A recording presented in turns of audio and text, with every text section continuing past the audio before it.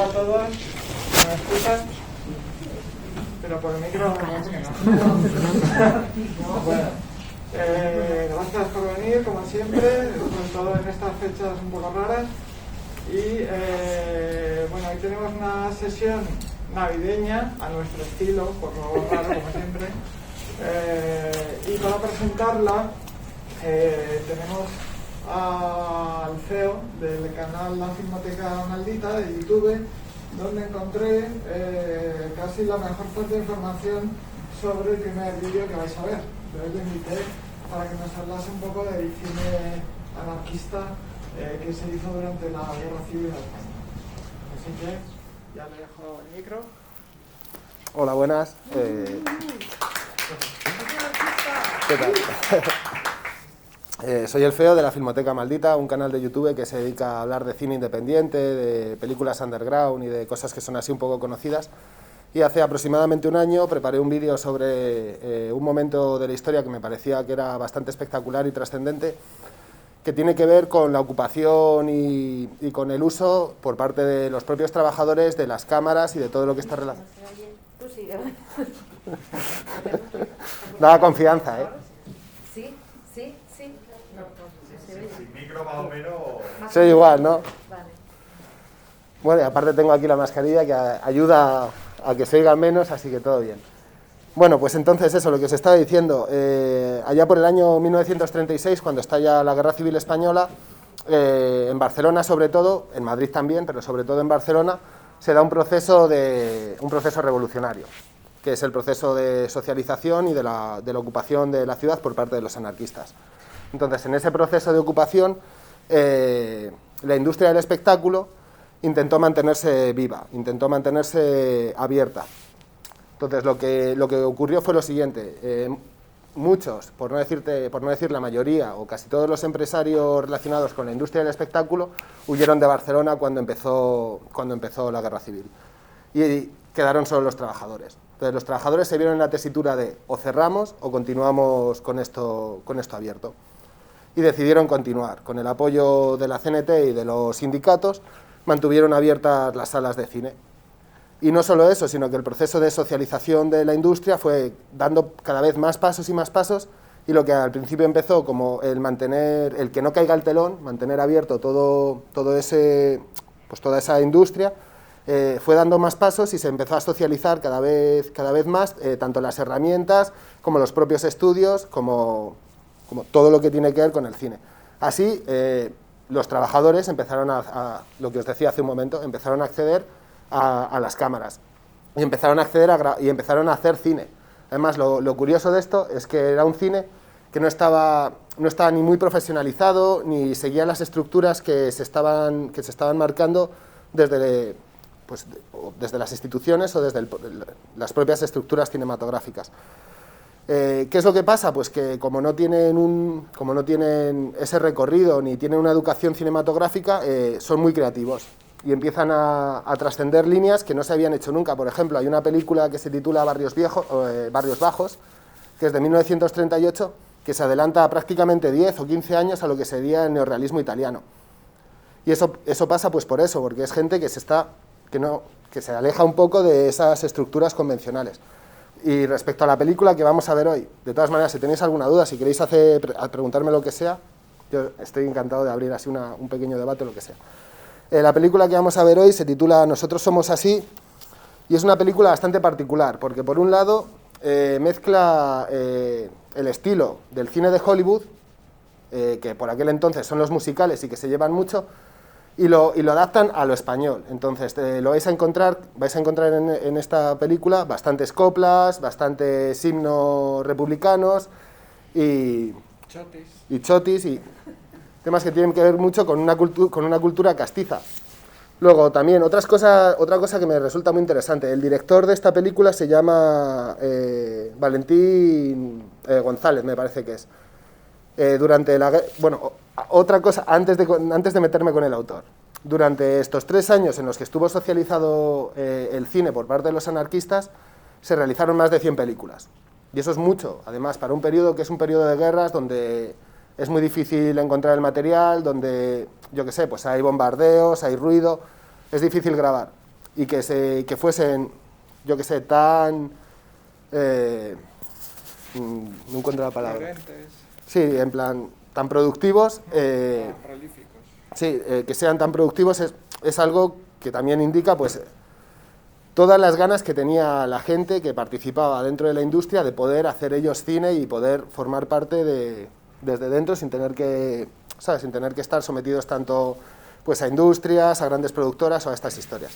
Entonces, en ese paquete donde hubo más de 100 películas, el director del que vamos a ver hoy la película, que se llama Valentín González, me parece que hizo unas 7. De esas 7 solo he conservadas 2, porque otro problema que tuvo el cine libertario es que cuando terminó la guerra civil ganaron los franquistas y todo ese cine y toda la gente que se había encargado de crear todo esto, pues unos tuvieron que huir, los otros fueron fusilados y todo el contenido que hicieron fue eliminado. Y casi todo lo que ha sobrevivido es pues, material que está en la filmoteca, perdido de la mano de Dios, que son cintas que muchas de ellas igual no estaban ni bien ni catalogadas o lo que sea, y que con el paso del tiempo, a la hora de, ¿sabes?, de etiquetarlas y no sé qué, han dado con ellas. De las 7 obras de este director solo se conservan 2. Su ópera prima, por así decirlo, se titula La silla vacía, que es del año 1936, y que es un ejercicio de propaganda, la hostia de interesante, perdonad por la hostia, muy interesante, es un ejercicio de propaganda muy interesante. Bueno, como no lo vamos a ver, os la spoileo un poco. Nos cuenta la historia de un chico que está en un café, me parece que es en Valencia o en Barcelona, y entonces ve pasar a los milicianos, y decide apuntarse a la milicia. Entonces, con esa excusa, además, es extraño, porque normalmente la propaganda de guerra, que suelen ser documentales, no tiene un hilo narrativo, no tiene un argumento, sin más, te presentan las escenas de guerra. Aquí se plantea un hilo argumental que es un hombre que ve luchando a otros, o que ve a milicianos heridos, sobre todo ve milicianos heridos, y él quiere participar en el frente. Pues lo interesante de ese documental es que cierra con el miliciano muerto, y eso no suele pasar en la propaganda de guerra. En la propaganda de guerra, el héroe es un héroe y triunfa. Y aquí no te están dando esa imagen de que la guerra es algo que te heroifica, ¿no? La guerra es dura, la guerra es peligrosa y la guerra trae destrucción y sacrificios. Entonces no tienes ni tampoco hay esa exaltación de lo patrio, ni de los valores libertarios, ni de nada, sin más. Está contando un poco cuál es la situación del frente, cómo están las cosas, y al final el protagonista muere, en plan de... No es que sea precisamente una propaganda de exaltación, ¿sabes? Sino es más que nada un relato de guerra. Y respecto también a ese cine libertario, ahora cuando lo empecéis a ver, si me estiro mucho lo puedo ir dejando, como vosotros lo veáis. Una cosa muy interesante es la productora que se encargó de mover todo este cine libertario, se llama el SIE, que es el Sindicato de la Industria del Espectáculo. Pues el SIE tiene un logo, como el de la Warner, como el de la Metro, en plan, el de la Metro es el leoncito, todas estas historias. Pues el logo del SIE es muy curioso y tiene un montón de simbolismo. Ahora cuando entre el documento, el mediometraje lo veréis. Pero si os dais cuenta aparecen 3 hombres que están en una forja forjando un hierro. Entonces, eso tiene muchas cosas. Para empezar, es un homenaje a Durruti, porque Durruti en sus años jóvenes estuvo trabajando en una forja. Para continuar, te está hablando de que el cine es un proceso colectivo, porque no tienes un solo hombre forjando, tienes 3. Y para concluir, lo que están forjando es un hierro, que es el símbolo de lo que es el cine. Y el cine es algo que sirve para forjar la mente, para transformar y para moldear las conciencias. Entonces, por eso aparecen 3 hombres moldeando el hierro. Me parece que en sí ya eso es una declaración de intenciones de lo que quería hacer el SIE cuando quería hacer cine. Y yo qué sé, para concluir, esta película se estrenó en el año, o sea, se grabó en el año 36, pero se estrenó a finales del 37. ¿Por qué? Porque en verdad y está mal decirlo tal vez antes de verla, pero es una película que se descartó. Se descartó porque es un poco naif y un poco propagandística. Entonces, en un primer momento decidieron sacarla del catálogo y no emitirla en salas. Pero para el año 37 los anarquistas ya empezaban a tener problemas para traer películas del extranjero, porque el resto de productoras del mundo eran productoras capitalistas y no les apetecía nada de nada tener contacto ni tener relaciones con los anarquistas. Así que poco a poco fueron boicoteándoles y cada vez enviándoles menos películas. Y para suplir eso empezó a pasar lo que os mencionaba antes, empezaron a hacer películas a cascoporro, por eso hay más de 100 películas, había más de 100 películas libertarias, de las que habrá conservadas menos de 20, y por otro lado, pues eso, lo que os estaba mencionando. Entonces, como un ejercicio es así como entretenido. Si tenéis alguna duda o algo, hay dos. Levantaron ahí al final primero y luego si quieres tú. Dale. Esas películas que tú decías productivas o más bien llamativas, en cuanto que llamaron la atención y se conservan, perdón, solamente en Barcelona o qué parte de la geografía española cogió el hábito, y luego además cómo es que, perdón mi ignorancia, pero cómo han desaparecido todas. ¿Qué pasó? Pues mira, empiezo por esta última pregunta. Han desaparecido casi todas pues por el tema de la dictadura. Una vez que terminó, de hecho, casi todas las que se han conservado es porque tenían, sobre todo, se han conservado documentales o obras que salieron al extranjero. Hay una que se llama Carne de Fieras, que se rodó en Madrid. De hecho, se ven imágenes del Retiro en el año 36 días después de que estallase la guerra. Es un archivo, un documento histórico único. Todas esas cintas acabaron en filmotecas o en sitios así, con el franquismo, siendo las autoridades de extrema derecha y manejadas por la dictadura, las destruyeron o las utilizaron para otras cosas. En plan de, además, por aquel entonces, el material con el que se hacían las cintas se podía reutilizar pues, para hacer desde explosivos a abono para el huerto. No, yo lo que te puedo decir es que la conciencia de Filmoteca de conservar todo es muy reciente, ¿no? En aquella época, vamos, ni se pensaba en conservar el patrimonio cinematográfico en España. Yo creo que hasta los 70, los 80 no se empieza a tener esa idea, y Filmoteca Española yo creo que más tarde empezó con Ramón Rubio a recopilar todo lo que encontraba por todo el país. O sea que entonces esas cosas no se prestaba atención. Y encima, claro, siendo republicanas o anarquistas, pues imagínate. Y luego la primera pregunta que me has hecho, en plan de, ¿es un proceso exclusivo de Cataluña?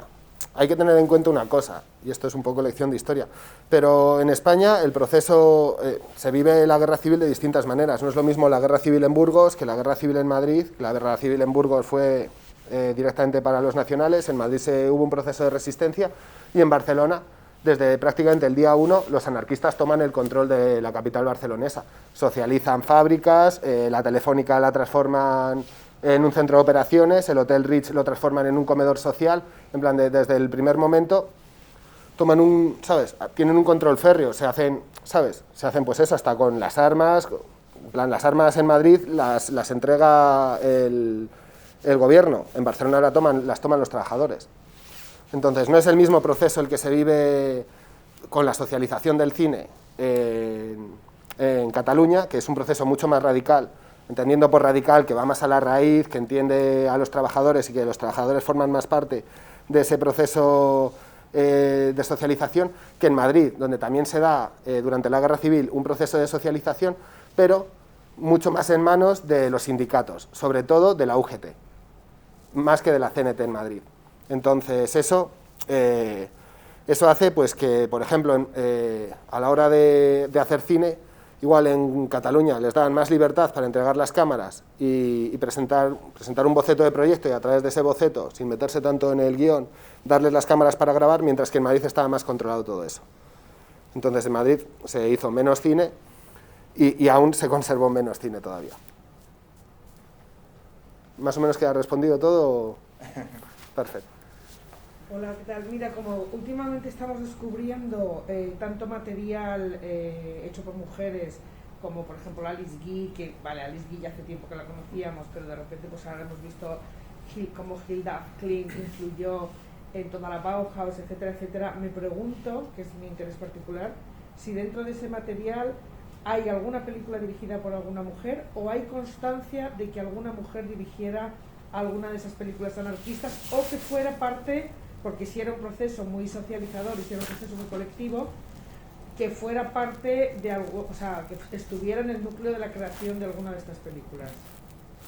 Me pillas en jaque, te lo digo de corazón. En plan, te puedo decir... He leído y yo no he encontrado ninguna. Pero yo no la sé. es lo que te digo, yo tampoco he encontrado ninguna película dirigida por mujeres, pero sí que me he dado cuenta de que tanto en el cine libertario como en el propio pensamiento libertario de los años 30 se encuentra un tipo de feminismo que es bastante radical y que, a mi modo de entender las cosas, es bastante más complejo y sofisticado incluso que el feminismo este de la tercera ola que estamos viviendo ahora, donde se tiene muy claro que el objetivo final no es formar parte del modelo de trabajo al uso como el que tiene el hombre, porque entiende que el hombre dentro del trabajo capitalista está oprimido.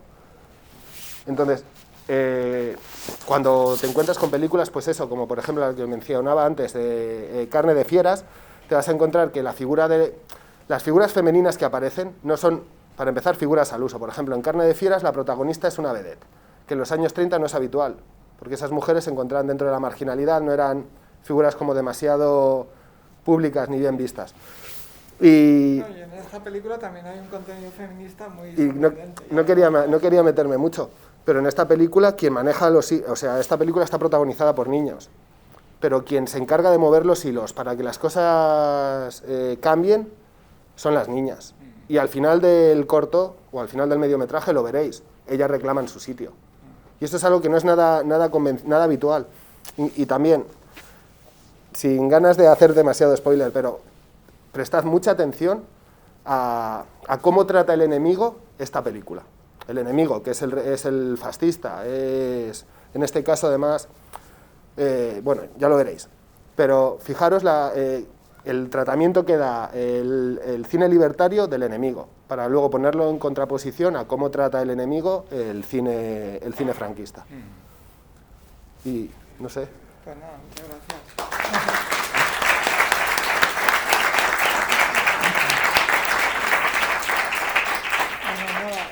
Yo solo me queda recomendaros, bueno, deciros, hoy no vamos a hacer descanso porque como es el programa cortito, solo hay una sorpresa entre el corto y la película, muy breve, por si alguien quiere ir al baño o el que la quiera ver, porque se quede. Y el mes que viene, el año que viene, volvemos con un homenaje a Ismael González, que es un personaje muy curioso también del cine español y muy desconocido, muy sala B, porque empezó distribuyendo cine de arte y ensayo y acabó haciendo porno y cine del destape, como los porno aficionados, un clásico del destape. Y vamos a poner I Love Hitler, que es una peli de destape y antifascista, o sea, una cosa loquísima, y un par de cortos suyos, también con un contenido político y artístico muy interesante. Así que nos vemos el año que viene y feliz año. Una última cosa, luego si queréis, después de ver las películas, podemos quedar fuera y comentarlas y pasar un rato juntos, que yo qué sé, pues yo vivo fuera y es una oportunidad también de encontrarme un poco pues con gente que me sigue y intercambiar cosas, hablar de cine y todo eso, así que a la salida y eso pues nos vemos.